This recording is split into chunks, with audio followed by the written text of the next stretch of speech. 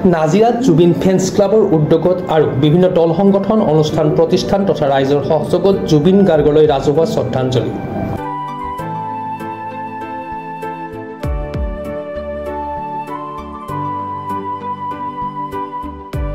Nazira MC ক্লাবত দুদিনীয়াকৈ আয়োজন ৰাজহুৱা শ্ৰদ্ধাঞ্জলি অনুষ্ঠানৰ।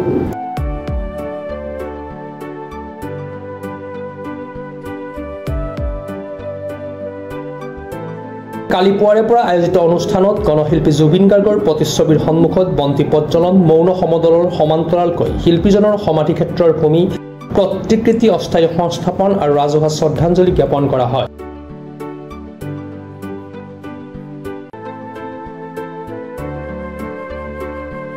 বিয়লিলৈ শিল্পীজনৰ সমাধিৰ ক্ষেত্ৰৰ ভূমি প্ৰতিকৃতি বৈশিষ্ট্য গংগাক্ষত দিখৌ নৈত বিসৰ্জন দিয়ে।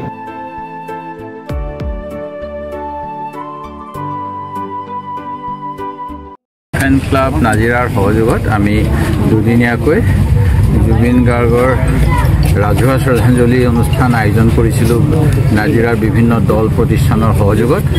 আৰু আজি অন্তিম কাৰ্যসূচী আছিল জুবিনদাৰ সমাধিক্ষেত্ৰৰ কিছু মাটি আনি পেলাই ইয়াতে বিসৰ্জন দিয়া। যোৱাকালি সেইখিনি স্থাপন কৰা হৈছিল শ্ৰদ্ধাঞ্জলিৰ বাবে।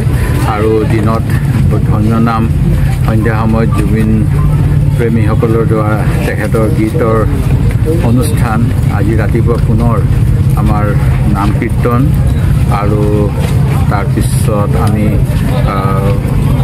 শোভাযাত্ৰাও কৰিছিলোঁ। আৰু তাৰপিছত ধৰ্মীয় অনুষ্ঠানৰ পিছত দিহানাম আৰু অন্যান্য কৰি এতিয়া সন্ধ্যা সময়ত দিখৌ নদীত প্ৰৱাহ কৰা হ'ল। আৰু ভৱিষ্যতে আমি কেনেকৈ নাজিৰাত ৰাইজৰ সহযোগত কিবা এটা স্থায়ী কাম কৰিব পাৰোঁ সেই কথা চিন্তা কৰিম। আজিৰ দিনটোত আচলতে আমি কালি জুবিনদাৰ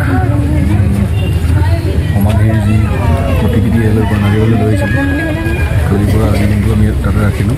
আজি আমি ইয়াত বিসৰ্জন দিবলৈ শিৱলৈ ঘাটত আহি পঠিয়াইছিলোঁ। বিসৰ্জন কাৰ্যসূচী আমি শেষ কৰিছোঁ।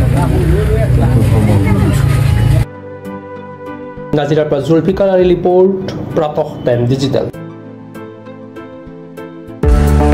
অসমৰ নপুৰণি কবি সাহিত্যিকৰ বাবে সুখবৰ। প্ৰভাতী অসম সংবাদ গোষ্ঠীৰ দ্বাৰা পৰিচালিত সাপ্তাহিক কবচে আয়োজন কৰিছে এখন কাব্যগ্ৰন্থৰ প্ৰতিযোগিতা। সগৌৰৱেৰে ৩০টা বৰ্ষত খোজ থোৱা অসমীয়া সাপ্তাহিক কবচ কাকতখনৰ উদ্যোগত কাব্যগ্ৰন্থ প্ৰতিযোগিতাৰ আয়োজন কৰা হৈছে।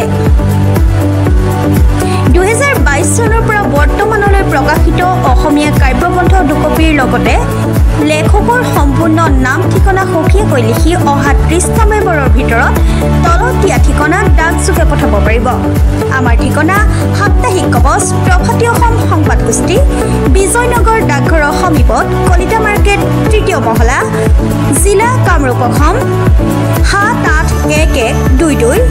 মোবাইল নম্বৰ হৈছে ৯৪৩৫১১৪৬৬৬ অথবা ৬০০৩৯৭1898 অথবা ৯৮৬৪০৮৪৬০০ অথবা কাৰ্যালয়ত হাতে হাতে জমা দিব পাৰিব। এই প্ৰতিযোগিতাত বয়সৰ কোনো সীমা নাই। অহা জানুৱাৰী মাহত ফলাফল ঘোষণা কৰাৰ লগতে বঁটাসমূহ বিতৰণ কৰা হ'ব। সকলো প্ৰতিযোগীকে মানপত্ৰ প্ৰদান কৰা হ'ব।